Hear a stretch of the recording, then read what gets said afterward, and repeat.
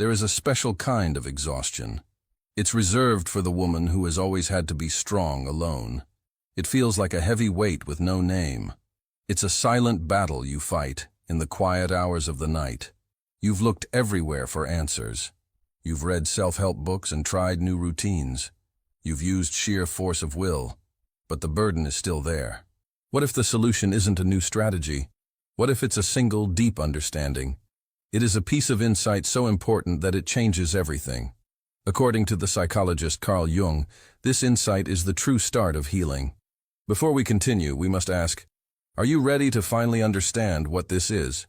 The path you are on now is not easy. It won't give you quick answers. It leads to a powerful revelation. This new understanding will realign your inner world. It forces you to look at a truth you have avoided your whole life. At the end of this journey, no one will rescue you. Instead, you will finally meet a part of yourself. The part that never wanted to be strong. The part that just wanted to be seen. Carl Jung wrote about this sacred meeting. He said, "It is the return to the true self. Let us walk into the hidden geography of your soul together. You wear a mantle of competence that no one else can see. It wasn't forged in a single fire, but woven thread by thread, year after year. In the quiet moments you understood that no one was coming to help. Maybe you were 7, maybe 15, when the silent understanding settled into your young mind like dust. I am the one who has to hold this together. The adults in your world were physically present, but emotionally, they were in another country, speaking a language you couldn't understand. They looked at you, but their gaze passed right through you. In Jungian psychology, this is the devastating wound of the negative mother complex, that deep, primal experience where the feminine principle, which is meant to nurture and hold, is instead absent or, worse, demands to be held. The child becomes the emotional caretaker of the parent, the anchor for a ship that was meant to be her harbor. In that moment, a profound shift happened within you. You didn't choose to be strong. Strength was simply the only available response to an impossible situation. The alternative was to shatter.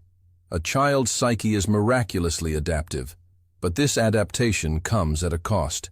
You learned that vulnerability was a liability, that asking for help was a waste of breath, that your own tears were a language no one around you spoke. So you learned to be silent. You started managing emotions, solving problems, projecting an aura of calm capability, because it was the only way to keep your head above water. But what began as a survival strategy calcified into your identity. What Jung called the persona, the social mask we wear to function in the world, never felt like a mask to you. It fused to your very skin. The woman who is always capable, always reliable, the last one to break in a crisis. This role became so convincing that you yourself forgot who existed beneath it, and the people in your life grew accustomed to this version of you. They learned to lean on your strength, to depend on your capacity to carry it all. Eventually, they stopped asking how you were, because the answer seemed so obvious. You're the strong one. You've got this. But your body keeps an honest score. While your mind keeps planning, organizing, and caring for everyone else, your body begins to send out distress signals in the only language it has left. A chronic fatigue that no amount of sleep can cure. Aches and pains that wander through your body without a medical explanation. A nervous system humming with a constant low-grade alarm, always braced for the next impact. You can't relax, not even when you have the time, not even when you are completely alone, because a primal part of your subconscious is still on watch, whispering, "If I let go, even for a second, everything will fall apart." It's a paradox that Jung understood deeply. That which we resist most fiercely pursues us relentlessly. You fight against your own fragility, and so it follows you like a shadow. You refuse to fall, and so you live in a constant state of feeling on the verge of collapse. The immense energy you expend maintaining this fortress of strength is the very energy that starves your healing, because to heal would mean to lower the drawbridge, and to your nervous system that feels like annihilation. In your relationships, this pattern plays out with stunning precision. You attract projects, not partners, not by choice, not with conscious intent, but with the pull of a magnetic field. the partner who is emotionally unavailable, the friend who lives in a perpetual state of crisis, the family members who always seem to need something from you. Why does this happen? Because this dynamic is your native language. It is the only role in which you feel a sense of purpose and control.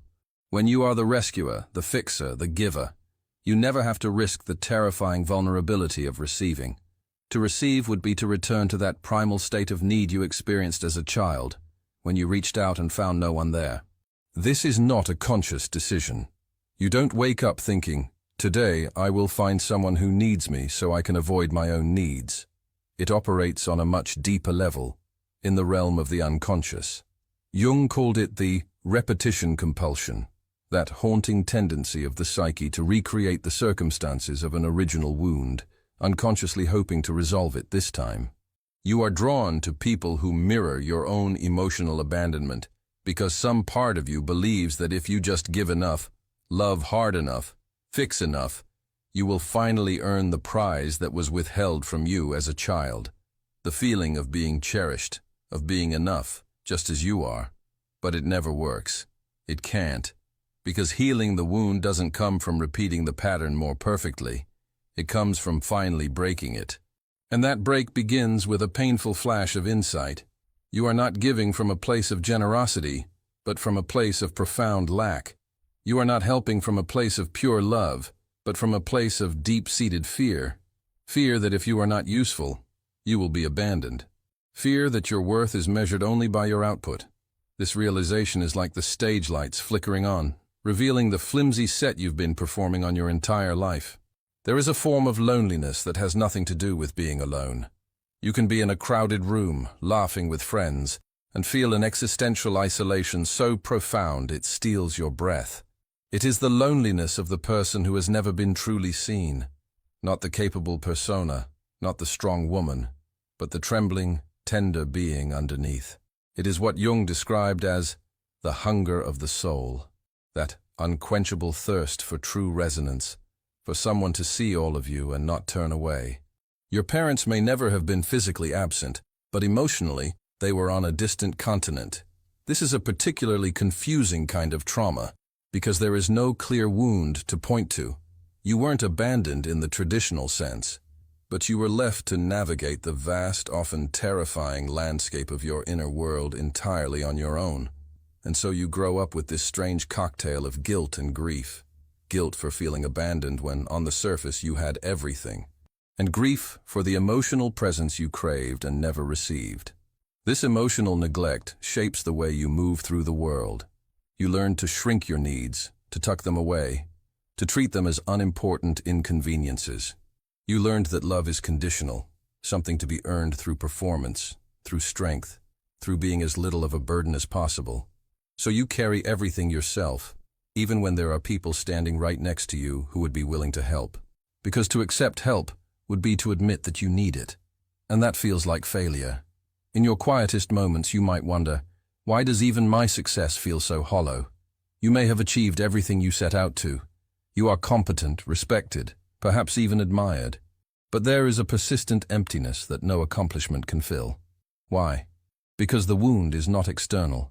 It is in that quiet, internal place where a younger version of you is still waiting to be seen, not for what she can do, but simply for who she is.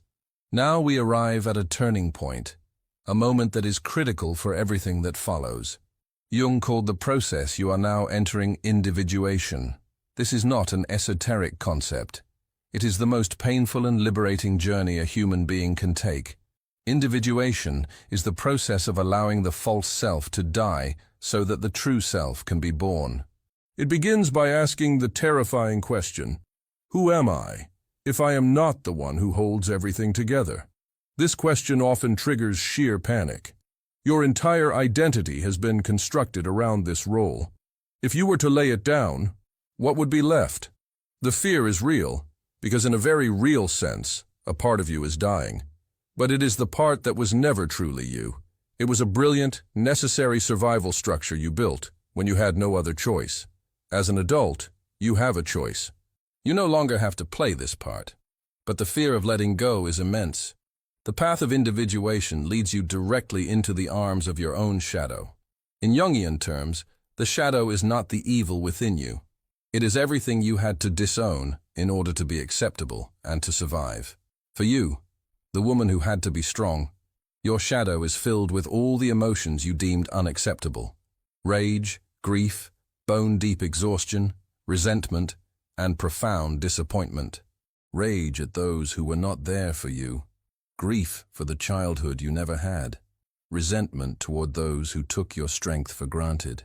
To finally acknowledge these feelings is terrifying. You've spent decades suppressing them, believing they would make you weak. But the opposite is true. These repressed emotions are tying up enormous amounts of your life force. They are a subterranean river, constantly pressing against the dam you've built. When you begin to allow them to acknowledge their existence without judgment, something miraculous happens. Your energy begins to flow. You may feel more unstable at first, more vulnerable, but you will also feel more alive, more authentic, more you. There will be a moment, perhaps soon, where you break. Not metaphorically, but literally. A moment where you weep with an abandon you haven't allowed yourself in decades, where the sheer weight of your exhaustion finally brings you to your knees. This moment is not your failure. It is the beginning of your liberation. Because in that collapse, you are finally giving the unspoken parts of you a voice. You are finally admitting, I have carried too much, for too long, all by myself. And this admission, as painful as it is the key that unlocks the door to freedom. Our culture teaches us to see a breakdown as a sign of defeat. But from a soulful perspective, a breakdown is often a breakthrough. It is the necessary death of the false self. It is the moment the old, rigid structure that no longer serves you finally gives way. And in the space it leaves behind, something new can grow.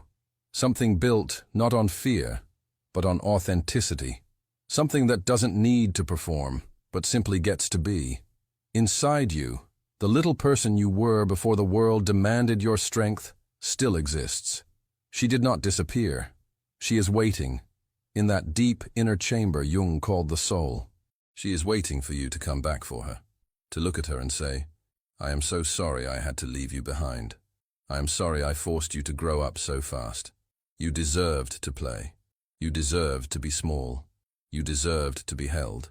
This reunion with your inner child is not a sentimental exercise. It is profound psychological work.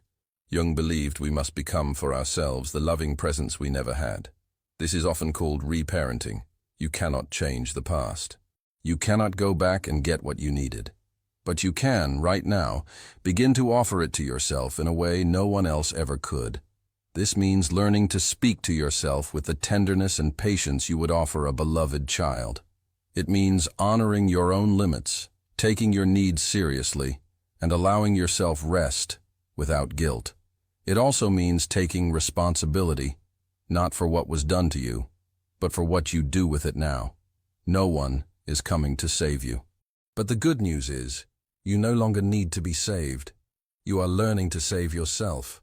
One of the most difficult lessons on this path is that forgiveness is not a moral obligation, but an act of energetic liberation. You don't forgive to absolve them. You forgive because you need the energy that is bound up in bitterness and resentment for your own life. Forgiveness is not saying what happened was okay. It is saying, I will no longer allow what you did to occupy precious real estate in my soul. I am taking my energy back. This process takes time. It is not linear. There will be days you feel healed and whole, and then a careless word or a difficult situation will throw you right back into old patterns. This is normal. Healing is a spiral. You will revisit the same themes again and again, but each time from a higher level of consciousness, with more compassion for yourself. What begins to change as you do this work? First, you become more aware. You notice the old patterns as they arise. You feel the pull to overgive, to take responsibility for others' feelings, to put your own needs last. And in that space of awareness, you have a choice. You no longer have to be on autopilot. You can pause, take a breath, and ask, what do I truly need in this moment? What would serve my highest good? Over time, your relationship with being alone begins to transform. Loneliness, for you, was always a punishment, a reminder of being abandoned. But slowly, it can transform into solitude, a sacred, chosen space with yourself. You begin to enjoy your own company, not because you are pushing others away, but because you are no longer running from yourself. You learn to rest in your own presence, without constantly needing external validation to fill the inner void. This is a profound sign of healing, when you no longer need to be busy all the time, when you can sit in silence without feeling anxious, when you have finally found a home within your own heart. Then, being alone is no longer a threat. It is nourishment. Your relationships will inevitably change. Some people in your life may become confused or even angry when you no longer operate in the old way, when you set boundaries, when you say no, when you stop being the first to rush in. Their reactions, while painful, are also informative. They show you who was in a relationship with you, and who was in a relationship with your function. Some relationships may need to end, and that is okay. Making space for the new sometimes requires letting go of the old. At the same time, you will find that different kinds of people are drawn to you. People who can meet you at this new depth. People who are not looking for a savior, but for an equal. These relationships feel different, lighter, more reciprocal, more authentic. They are based not on need and obligation, but on mutual respect and a genuine desire to see and be seen. In this process, you may discover a capacity that has lain dormant within you your entire life, the capacity to receive. For someone who has built an identity around giving, receiving can feel terrifying. It makes you vulnerable. It implies need. But true strength, the integrated strength Jung spoke of, lies in the balance between giving and receiving. A person who can only give is not whole. They are cut off from half of life's flow. Learning to accept a compliment, to let someone help you, to allow someone to be there for you. These are revolutionary acts. They will feel foreign and threatening at first, but each time you dare to open your hands and receive, you are rewiring your nervous system. You are teaching it, slowly and gently. It is safe to receive. It is not weakness. It is simply part of being human. There is a moment in this journey that many women describe, a moment of quiet, profound insight. You might be sitting alone with a cup of tea, and suddenly you feel something you haven't felt in a very long time. Peace. Not the absence of problems, but a deep, resonant calm that is independent of your circumstances. It is the feeling of having finally, truly, come home to yourself. This feeling may come and go, but once you know it exists, it changes everything. This inner peace is the signal of your connection to what Jung called the self, that deepest center within you that was never wounded, because it exists beyond ego, beyond persona, beyond all the roles you've ever played. It is the essence of who you were before the world got its hands on you, and who you will be when everything else falls away. When you connect with it, even for a moment, you know, I am more than my history. I am more than my wounds. I am more than the roles I have played. From this place, your perspective shifts. The people who hurt you begin to look smaller, more human, wounded themselves. You understand they could only give what they had, and it wasn't enough. This doesn't erase the pain, but it robs it of its power. You are no longer defined by their inability to love you. You are a woman who survived a difficult story and chose not just to heal from it, but to grow from it. This doesn't mean life becomes easy. You will still face challenges. You will still have moments of doubt and fear. But you have something now you didn't have before, an inner anchor. You have the capacity to hold yourself through the storms. You have learned that you can feel deeply without drowning, that you can be vulnerable without shattering, that you can receive without losing yourself. And perhaps most importantly, you have come to understand that true strength is not about never falling. It is the courage to fall apart, knowing you have the capacity to put yourself back together, this time with more wisdom and more love. This inner freedom, this sovereignty of the soul, is the gift waiting for you at the end of this difficult road. It is a quiet gift, deep, unshakable, and entirely your own.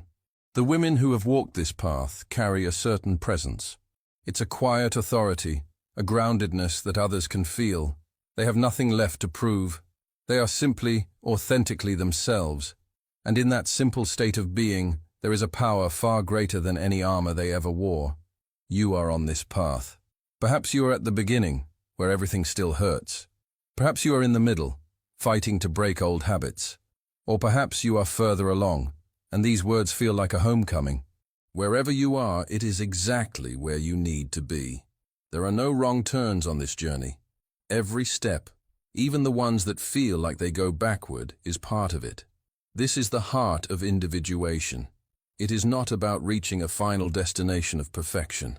It is the ongoing process of becoming more and more who you truly are. And it is your journey to walk. The healing we speak of here will not return you to who you were before. It will transform you into someone new. A version of you that has integrated her shadows and her light. A version that knows pain, and for that very reason, has a boundless capacity for compassion. A version that is free, not because she has no scars, but because she has made peace with them. As you walk this path, your very definition of strength will change. Strength is no longer the wall you build around your heart. It is the courage to let the wall crumble. Strength is no longer doing everything alone. It is the wisdom to know when to ask for help. Strength is no longer holding back your tears. It is the grace to let them fall, knowing they are cleansing you. This new strength is flexible. You are like a great tree, rooted deep in the earth but able to bend in the wind. This flexibility is the opposite of the rigid control that kept you prisoner for so long.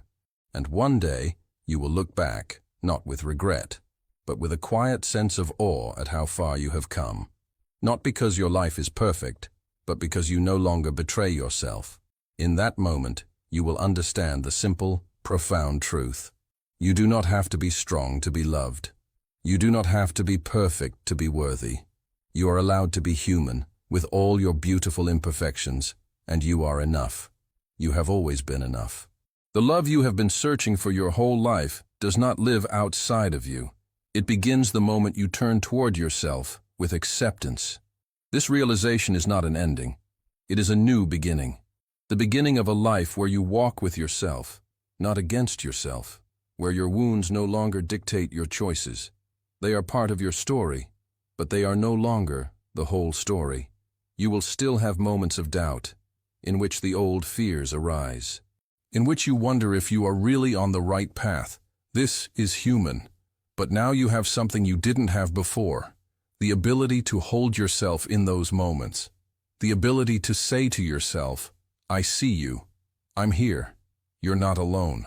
And this inner voice, this loving presence that you have become for yourself, carries you through.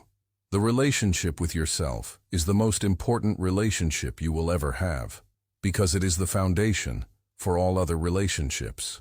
When you learn to treat yourself with compassion, with patience, with understanding, then you can also treat others that way, without losing yourself in the process, without sacrificing yourself. You can give from abundance, not from lack, and that changes the quality of your relationships fundamentally. This is not a story with a definitive happy ending. It is a story of continuous transformation, of daily choices, of small acts of self-love that add up. It is a story of you, as you slowly learn to become the woman you always should have been, if circumstances had been different. But the circumstances were what they were, and now you are here, with all that was, and with all that can still come. If you have listened this far, you know these are more than just words. They have touched something deep and true within you. Perhaps you feel tears, or anger, or a deep weariness. All of it is welcome here. You are on your way. And this space is here to walk with you, with words that come from the same place as your own longing, the depths of the soul, to continue this journey of inner exploration. In the videos to come, we will dive deeper into the themes that shape our lives, the shadows, the archetypes, the hidden patterns. I invite you to share in the comments what resonated with you. Not because you owe an answer, but because the act of speaking your truth can be a powerful step in your healing. Sometimes transformation begins with the simple act of making our inner world visible, even if only in a few written words. Your story is not over. It is being rewritten right now.